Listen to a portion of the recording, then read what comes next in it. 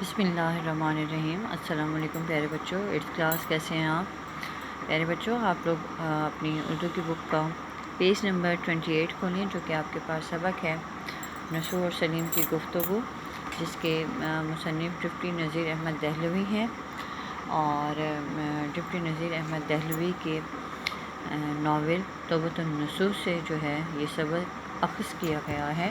ہم نے یہ سبق پڑھا تھا پیج نمبر 31 تک، یہاں تک ہم نے پڑھ لیا تھا۔ آج ہم نے جو ہے سبق کو آگے جو ہے چلانا ہے، اور آج ہمارے سبق کا اختتام بھی ہوگا۔ ٹھیک ہے بیٹا، آپ نے اس سبق میں پڑھا تھا کہ دو باپ بیٹا آپس میں باپ بیٹا کی گفتگو چل رہی ہے۔ بیٹا بیٹے کا دل کس طرح سے کھیلوں سے اچاٹ ہو جاتا ہے۔ ان کے بیٹے کا نام جو ہے سلیم ہے، نصوح والد ہیں۔ آپس میں بات چیت کس طرح سے ہو رہی ہے، بیٹے کا دل کھیلوں سے کس طرح جو ہے اکتا جاتا ہے۔ تو یہ آپ آخری پیراگراف میں پڑھ رہے ہیں۔ باپ: بھلا پھر؟ اچھا پھر؟ بیٹا: منجھلا لڑکا میرا ہم جماعت ہے۔ منجھلا کہتے ہیں درمیانہ، ٹھیک ہے۔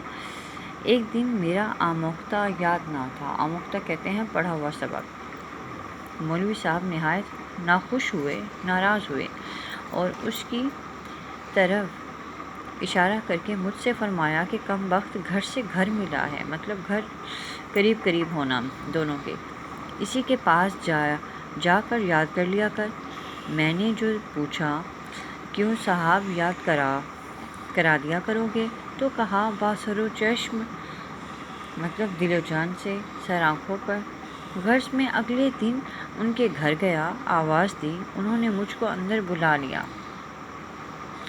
دیکھا کہ ایک بہت بوڑھی سی عورت تخت پر جائے نماز، تخت جو تہ نماز پڑھنے کے لیے لکڑی کا ایک مخصوص تختہ ہوتا ہے، جسے تخت کا نام دیا جاتا ہے، جائے نماز بچھائے قبلہ رو بیٹھی۔ قبلہ رو بیٹھنا مطلب خانہ کعبہ کی طرف منہ کر کے بیٹھنا۔ کچھ پڑھ رہی ہیں۔ وہ ان لڑکوں کی نانی ہیں، لوگ ان کو حضرت بھی کہتے ہیں۔ میں سیدھا سامنے دالان میں اپنے ہم جماعت کے پاس جا بیٹھا۔ دالان کہتے ہیں بہت محراب دار دروازوں والا ایک بڑا لمبا کمرہ، اس کو دالان کا نام دیا جاتا ہے، ٹھیک ہے بیٹا۔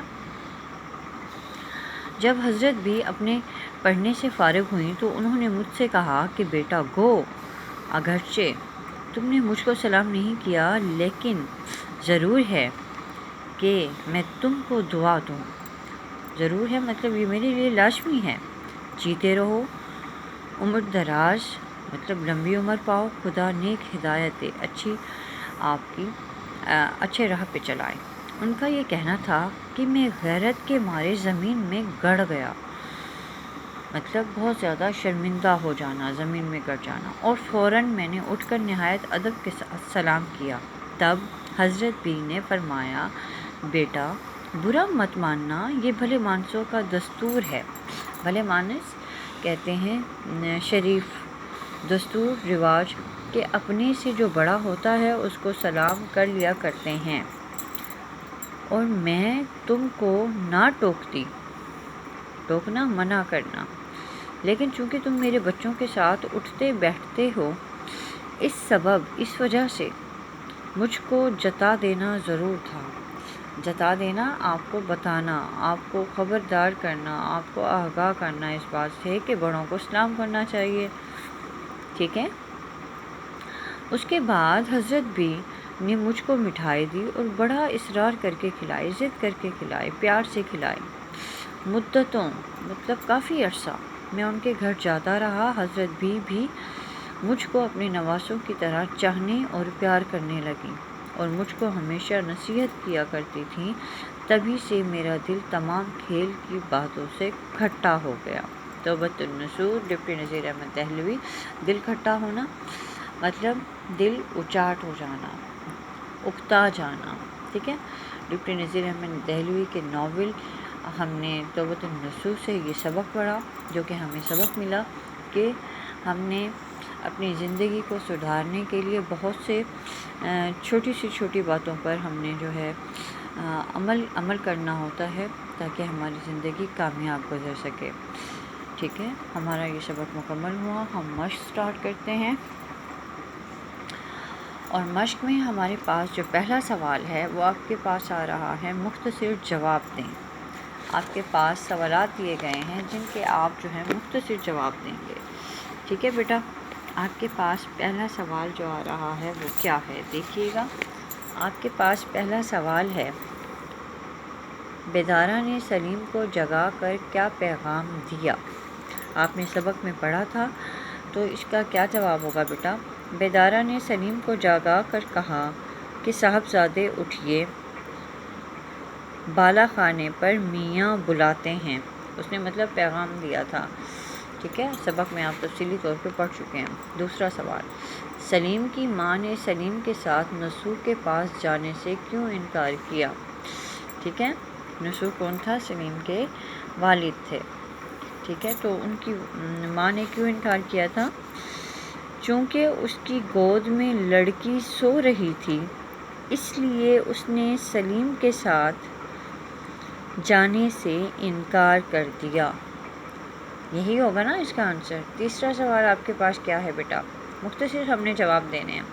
سلیم اپنے بھائی کے ساتھ مدرسے کیوں نہیں جاتا تھا؟ آپ اس کا آنسر کریں گے کہ سلیم کے بھائی کا امتحان ہونے والا تھا، وہ صبح سویرے اپنے کسی ہم جماعت کے ہاں چلا جاتا تھا تاکہ امتحان کی تیاری کر سکے، اس لیے سلیم اکیلا مدرسے جاتا تھا۔ ٹھیک ہے، ہم نے یہی پڑھا ہے نا سبق میں۔ اگلا سوال ہمارے پاس کیا آ رہا ہے بیٹا؟ سلیم نے 4 لڑکوں کی کیا خوبیاں بیان کی؟ سلیم نے 4 لڑکوں کی یہ خوبیاں بیان کی کہ وہ گردن نیچی کیے چلتے ہیں، کوئی بڑا مل جائے تو اسے سلام کرتے ہیں، نہ کبھی کسی سے لڑتے جھگڑتے ہیں، نہ قسم کھاتے ہیں، نہ جھوٹ بولتے ہیں، نہ کسی پر آوازہ کستے ہیں اور نہ کسی کو چھیڑتے ہیں۔ ٹھیک ہے، یہ ہو گیا آپ کے پاس، یہی پڑھا تھا نا ہم نے۔ اگلا سوال ہمارے پاس ہے، حضرت بھی کون تھیں اور انہوں نے سلیم کو کیا نصیحت کی؟ آپ کے پاس اس سوال کا جواب جو ہے ہم نے اسی ہی لاسٹ پیراگراف میں پڑھا ہے، جو کہ آپ آنسر کریں گے کہ حضرت بھی ان 4 لڑکوں کی نانی تھیں۔ انہوں نے سلیم کو نصیحت کی کہ بھلے مانسوں کا دستور ہے کہ اپنے سے بڑا مل جائے تو اسے سلام کرتے ہیں۔ ٹھیک ہے، تو یہ ہے ہم نے جو ہے نسو اور سلیم کی گفتگو کا سبق مکمل ہونے کے بعد مشق کا پہلا سوال مکمل کیا۔ آج ہم نے مشق کا یہی سوال کرنا ہے، ہم بقیہ مشق انشاءاللہ کل کریں گے۔ میں نے آپ کے لیے اس سبق کے کچھ مشکل الفاظ معنی تیار کر رکھے ہیں جو کہ ہم نے آج کے لاسٹ کے پیراگراف میں پڑھے تھے۔ ٹھیک ہے، آپ کے پاس لیکچر نمبر 10 میں نسو اور سلیم کی گفتگو کے الفاظ معنی جو کہ میں نے آپ کے لیے لکھ رکھے ہیں، ہم انہیں پڑھتے ہیں۔ جی بیٹا، منجلا، درمیانہ، آموختہ پڑھا ہوا سبق، ناخوش، ناراض، باسر و چشم، دل و جان سے، سر آنکھوں پر، تخت، نماز کے لیے لکڑی کا مخصوص تختہ، قبلہ رو، خانہ کعبہ کی طرف منہ کر کے، دالان، محراب دار دروازوں والا، بڑا اور لمبا کمرہ، گو، اگرچہ زمین میں گڑ جانا، بہت شرمندہ ہونا، بھلے مانس، شریف، دستور، رواج، ٹوکنا، منع کرنا، جتا دینا، آگاہ کرنا، خبردار کرنا، دل کھٹا ہونا، اکتا جانا۔ ٹھیک ہے، یہ آپ کے پاس تھا۔ آپ کو میں ورک اسائن کرتی ہوں۔ آپ کا کام کیا ہے؟ گھر کا کام ہے آپ کے پاس سبق کے الفاظ معنی اور سوال جواب یاد کرنے ہیں آپ نے۔ آپ کو ریٹن جو ورک دے رہی ہوں وہ آپ کے پاس ریٹن ورک ہوگا۔ مضمون آپ لکھیں گے بیٹا سائنس کے کرشمے، جو کہ آپ کے پاس اردو گرامر کی بک کا پیج نمبر ہے 296۔ آپ کے پاس اس بک کا پیج نمبر 296 ہے، جو کہ آپ کے پاس سائنس کے کرشمے ہے۔ ٹھیک ہے، آپ کے پاس کیا ہے؟ پیج نمبر 296، سائنس کے کرشمے، مضمون نمبر 4 آپ کو دیا گیا ہے۔ آپ یہ مضمون جو ہے ہوم ورک پر لکھیں گے۔ اور اپنی ورک شیٹ پر لکھیں گے۔ لکھنے کے بعد آپ نے اس مضمون سے ریلیٹڈ اشعار کو بھی اس میں لکھنا ہے، ٹھیک ہے۔ یہ آپ کے پاس مکمل مضمون ہوگا جو کہ آپ کے پاس پیج نمبر 298 پر مکمل ہو رہا ہے۔ اس سے ریلیٹڈ اشعار کو بھی آپ اس میں ایڈ کریں گے۔ آپ کو طریقہ میں نے سمجھا دیا ہے، ٹھیک ہے نا بیٹا، جانتے ہیں آپ اس بات کو۔ تو یہ ہے آپ کے پاس ہوم ورک جو کہ میں نے آپ کو دیا کہ مضمون سائنس کے کرشمے آپ کے پاس ہوم ورک ہے جو آپ فرائیڈے کو اسکول میں سبمٹ کرانے آئیں گے۔ شیٹ پر لکھیں گے آپ اپنا یہ ورک، ٹھیک ہے۔ فرائیڈے والے دن آپ اسکول میں سبمٹ کرانے آئیں گے۔ ٹائمنگ آپ کی 9 سے 11 بجے تک ہے۔ انشاءاللہ اگلے لیکچر میں ملاقات ہوگی۔ اللہ حافظ۔